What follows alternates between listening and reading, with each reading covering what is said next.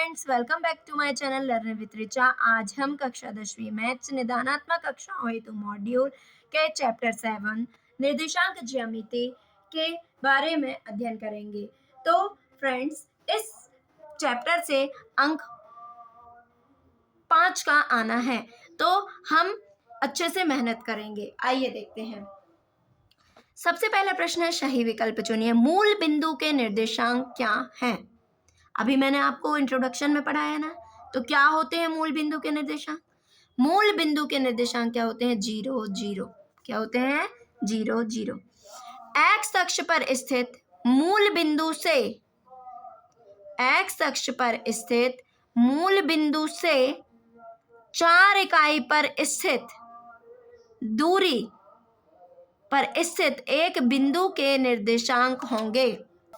ये देखो, एक्स अक्ष, ये हो गई एक्स अक्ष, ठीक है ना।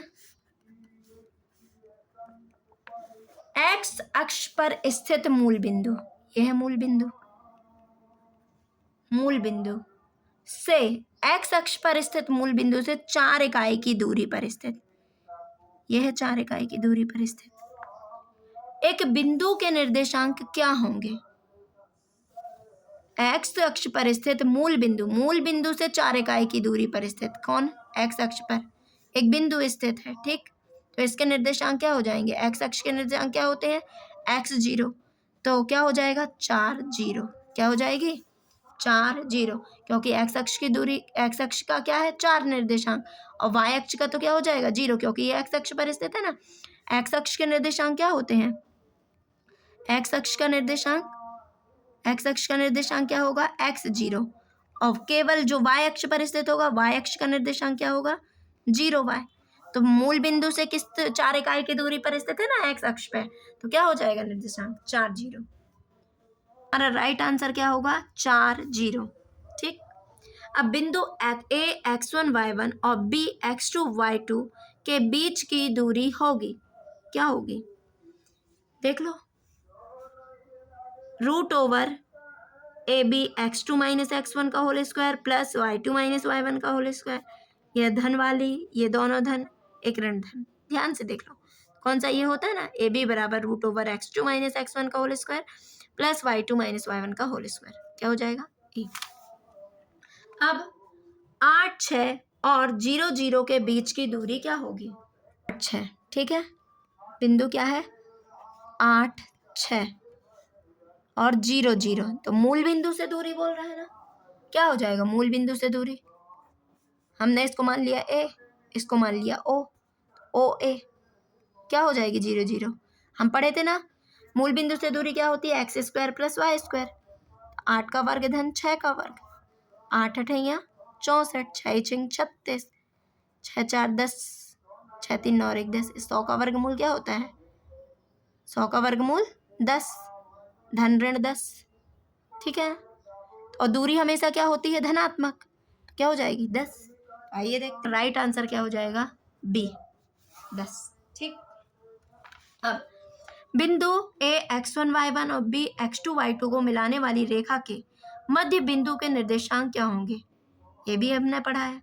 क्या होते हैं मध्य बिंदु के निर्देशांक? क्या हो जाएंगे? x1 plus x2 upon 2 plus y1 plus y2 upon 2, ठीक। अब ए 1 2 और बी 3 4 को मिलाने वाले रेखा के मध्य बिंदु के निर्देशांक। देखिए, ये रेखा दी हुई है, ए बी, ए 1 2 है ना, बिंदु 1 2 व 3 4 को मिलाने वाली रेखा। ए क्या है? 1 2 और बी 3 4 को मिलाने वाली रेखा के मध्य बिंदु। मध्य बिंदु ये ले लो, एक्स वाई, ठीक है ना। मध्य बिंदु का सूत्र क्या होता है? एक्स बराबर, इन दोनों को जोड़ दो, ये x1 y1 कहलाए, ये x2 y2। तो x1 प्लस x2, आगे आगे वालों को जोड़ो, 1 प्लस 3 अपॉन 2, 4 बटे 2, तो एकम 2 2 दूनी 4। क्या हो जाएगा? वाई वाई वालों को जोड़ो, y1 प्लस y2, 2 धन 4 बटे 2, 4 2 6 बटे 2, तो एकम 2 2 तिया 6, कितने हो जाएंगे? 3। तो क्या है? 2 और 3 रहेगा, ए 2 3, ठीक। अब ए 2 3 की y अक्ष से दूरी क्या होगी?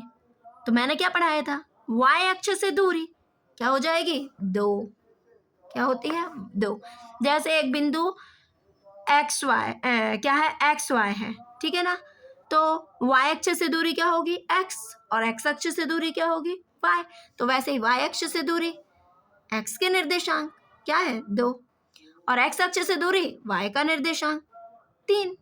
समझ गए ना, तो y अक्ष से दूरी क्या हो जाएगी 2 और यही चीज घुमा के पूछता है x अक्ष से दूरी तो क्या हो जाती 3। ठीक, तो हमारा राइट आंसर क्या है y अक्ष से दूरी 2। बिंदुओं A 0,6 और B 0,2 के बीच की दूरी क्या होगी, किस किस की निकालना है। A 0,6 B 0,2, तो ये इसको मान लो x1 y1, इसको मान लो x2 y2। ए बी बराबर ये लिख दिया मैंने x1 y1, इसको ले लिया x2 y2। ठीक, रूट लगाओ, इससे इसको घटाओ x2 माइनस x1 0 माइनस 0 धन 2 ऋण 6 का वर्ग।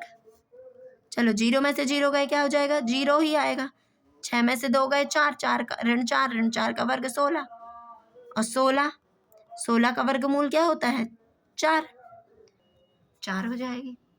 ठीक, ऋण 7 किस चतुर्थांश में स्थित है, तो ये मैंने बताया था कहाँ के होते हैं दोनों ऋणात्मक, x अक्ष के निर्देशांक भी ऋणात्मक और y के भी कहाँ के होते हैं तृतीय। ठीक है ना, यदि आपको ये चीज और जाननी है अच्छे से तो मेरे इंट्रोडक्शन पार्ट में देखिए। बिंदुओं 0,7 और ऋण 7 0 के बीच की दूरी है तो क्या हो जाएगा है ना x2 माइनस x1, इससे घटाओ है ना, तो क्या हो जाएगा 7 का वर्ग 49, 7 का वर्ग 49। ठीक है ना, यही हुआ। आइए देखते हैं क्या निकालनी है 0,7 और -7 0 के बीच की दूरी। या फॉर्मूले से तो परिचित हो गए हैं, ऋण 7 ऋण 0 का वर्ग धन 0 ऋण 7 का वर्ग, तो क्या हो जाएगा 7 में से 0 गए ऋण 7 ही आएगा, ऋण 7 में से ऋण 0 गए ऋण 7 ही आएगा, 7 का वर्ग 49। यहाँ भी क्या हो जाएगा 49, वर्ग लगा हुआ ये धन ही हो जाएगा। 9 9 18, 4 4 8 और 1 9।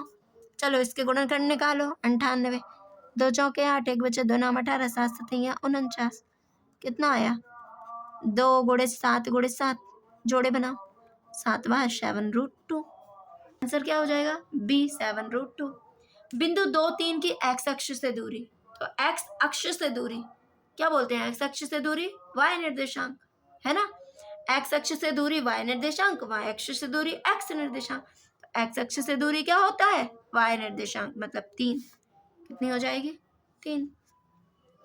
y अक्ष पर प्रत्येक बिंदु का x निर्देशांक क्या होता है, y अक्ष पर क्या होगा x 0 होगा, राइट।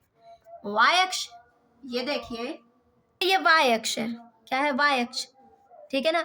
इस y अक्ष पर x का कोई मान होगा, यदि इस पर कोई बिंदु है जैसे ये 3 है तो इसके निर्देशांक क्या हो जाएंगे 3 0। तो y अक्ष पर y अक्ष पर क्या रहेगा 0, x 0 रहेगा, क्या हो जाएंगे निर्देशांक 0 3। ठीक है ना, तो y अक्ष के निर्देशांक क्या होते हैं, y अक्ष के निर्देशांक होते हैं 0y, क्या होते हैं 0y, और x अक्ष के निर्देशांक होते हैं x 0, क्या होता है x 0।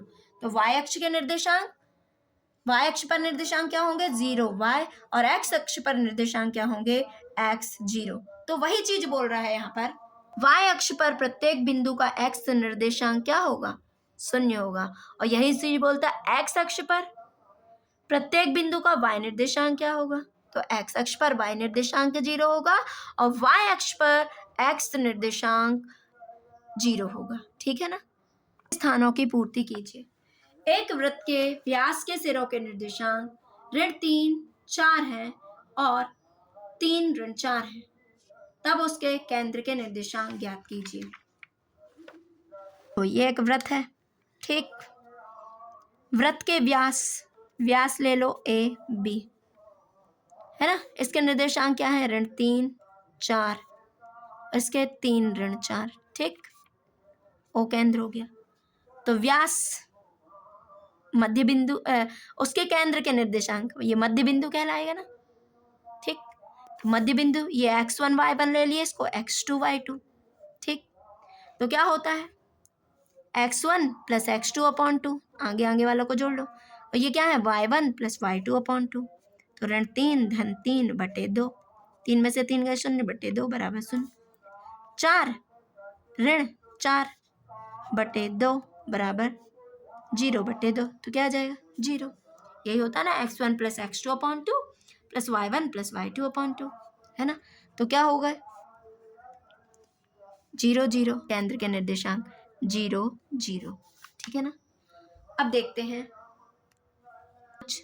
किस चतुर्थांश में स्थित होंगे। दोनों धनात्मक है ना, तो किस चतुर्थांश में, प्रथम, किसमें, प्रथम चतुर्थांश में स्थित। बिंदु का y निर्देशांक 0 है, तब वह किस अक्ष पर स्थित होगा बताइए।